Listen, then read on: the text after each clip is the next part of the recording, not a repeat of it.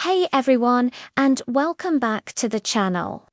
Today, we're re-diving deep into a story that shook the financial world to its core, the Enron scandal. It's a tale of ambition, innovation, and ultimately a catastrophic house of cards built on lies, ending in billions lost and lives shattered. Get ready, because this is one wild ride. Imagine, if you will, the late 1990s. Enron was an energy trading giant, seemingly unstoppable, a darling of Wall Street. They were hailed as pioneers, transforming a sleepy industry with their ingenious trading platforms and complex financial products.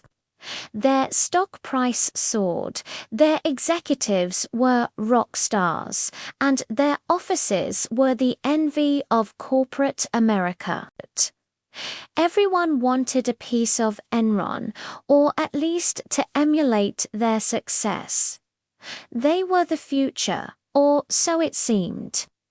But beneath that glittering facade, a very different reality was brewing. Enron wasn't just trading energy, they were trading in illusion. The company's culture became obsessively focused on maintaining its high stock price no matter the cost. This pressure cooker environment led to some incredibly deceptive accounting practices, masterminded by top executives and their financial wizards.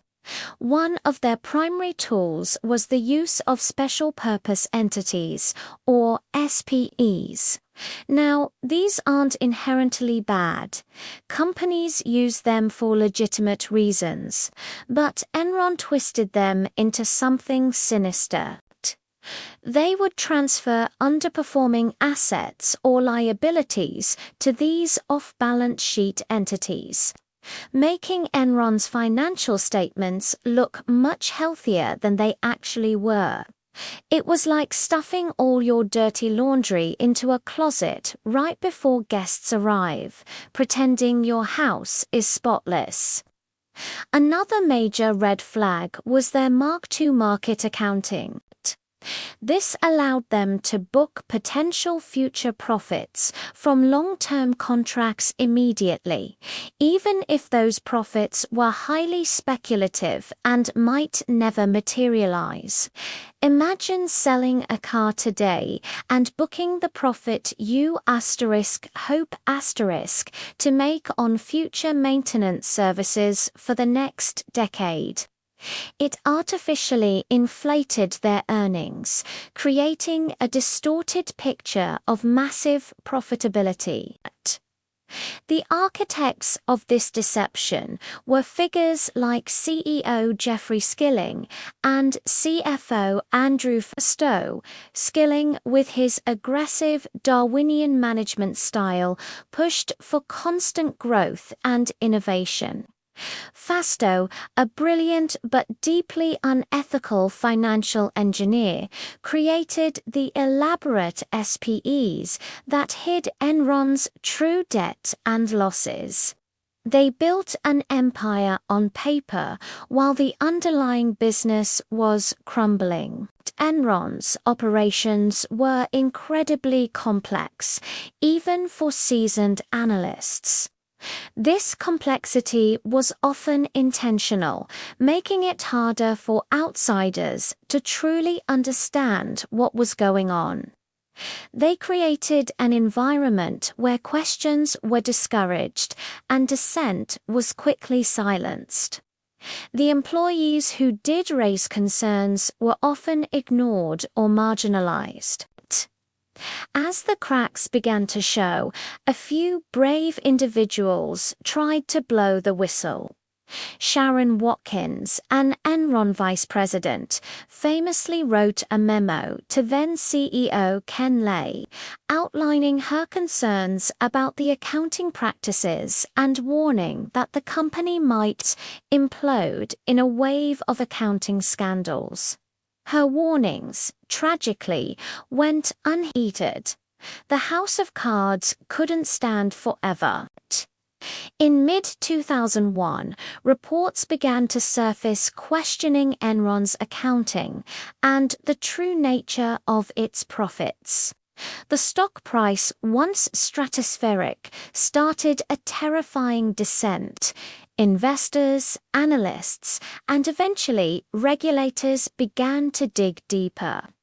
The truth, once revealed, was devastating. The unraveling was swift and brutal. By October 2001, Enron announced a massive restatement of its earnings, wiping out hundreds of millions in reported profits and revealing billions in hidden debt.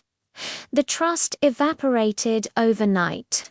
The company filed for bankruptcy in December 2001, becoming the largest bankruptcy in U.S. history at the time.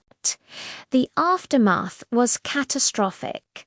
Tens of thousands of employees lost their jobs, their pensions, and their life savings, which were largely invested in Enron stock. Many felt utterly betrayed by the executives they had trusted.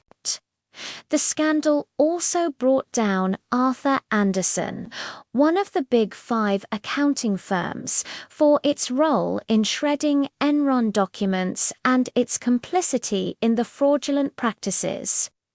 This sent shockwaves through the entire accounting profession. The Enron scandal led to significant legislative changes. The Sarbanes-Oxley Act of 2002 was passed to improve corporate governance, accountability, and financial reporting. It aimed to protect investors from fraudulent financial practices by increasing the penalties for corporate malfeasance and requiring greater transparency. So, what can we learn from the spectacular collapse of Enron? Firstly, it's a stark reminder of the importance of ethical leadership and corporate responsibility. A company's success should be built on genuine value, not on clever accounting tricks. Secondly, it highlights the need for robust oversight and independent auditing. A healthy dose of skepticism and a willingness to ask tough questions are crucial. And finally, it teaches us about the power of transparency. When information is hidden or manipulated, it inevitably leads to disaster. The Enron scandal serves as a powerful cautionary tale, illustrating how unchecked ambition and a lack of integrity can lead to devastating consequences for individuals, companies, and the broader economy. It reminds us that trust is the foundation of any successful venture, and once broken, it's incredibly difficult to repair. Thank you so much for joining me on this deep dive into one of history's most infamous corporate collapses. If you found this video insightful, please hit that like button, share it with your friends, and don't forget to subscribe for more fascinating stories and insights. Your support helps us create more content like this. We'll see you in the next one.